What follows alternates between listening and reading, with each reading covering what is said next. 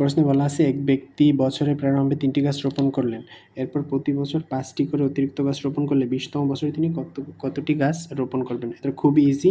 আমরা প্রথম বছর হচ্ছে 3টি, তারপরের বছরে সে 5টি গাছ বেশি লাগাবে, তাহলে +5 মানে 8টি, তারপরে আবার যদি 5টি গাছ বেশি লাগায় তাহলে 13টি। আমরা এভাবে চাইলে একদম 20তম পদ পর্যন্ত যেতে পারি। এটা আমাদের ফার্স্ট পদ, এটা সেকেন্ড পদ, এটা থার্ড পদ, এভাবে 20তম পদ পর্যন্ত যে সূত্র ছাড়া আমরা অঙ্কটা করে ফেলতে পারি, কিন্তু এতে আমাদের অনেক সময় লাগবে। আমরা প্লিতে আরও দ্রুত করার চেষ্টা করব।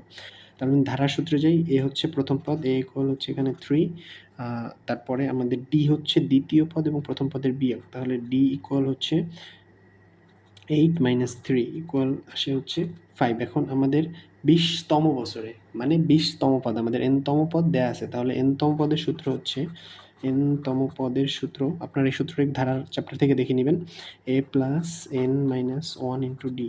এ হচ্ছে আমার 3 প্লাস n হচ্ছে 20 মাইনাস 1 ডি, ডি হচ্ছে 5, তাহলে আমার দাঁড়ায় 3 প্লাস 20 মাইনাস 1 হচ্ছে 19 ইন্টু 5, তাহলে উত্তর দাঁড়ায় 3 প্লাস 5 নং 45 5 হাতে আমার 4 5 5 8 4 9, তাহলে 95 আর 3 হচ্ছে 98, তাহলে 20তম বছরে সে 98টি গাছ রোপণ করবে। তাহলে এখানে আমরা যদি দেখি উত্তর কত, তো হচ্ছে 98।